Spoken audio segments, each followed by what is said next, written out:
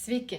Kadangi mums taip aktualu kolagenas, mūsų organizmui jo labai reikia, todėl noriu dar pakalbėti, kas ardo kolageną ir kas mus sendina.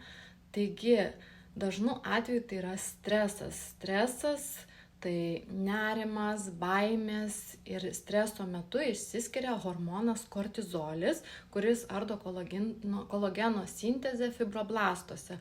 Tai yra tose ląstelėse, kurios gamina kolageną. Streso metu naikinamas savitas kolagenas, kuris duoda elastingumą ir jaunystę. Kad išvengtume šitos problemos, reikia organizmą papildyti gerų kokybiškų kolagenų.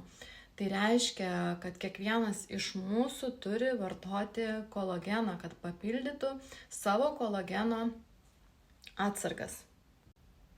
Papildykite organizmą gerų kokybiškų kolagenų.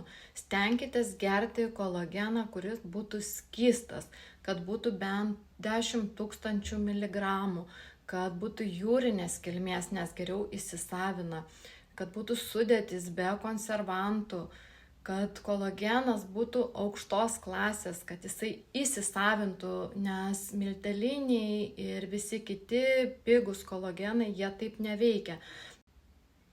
Fermentacijos būdu hidrolizuotas kolagenas visą laiką bus brangus, nes brangi yra jo gamyba ir dauguma įmonių net negali sau leisti tokio būdo, kad taip hidrolizuoti kolageną.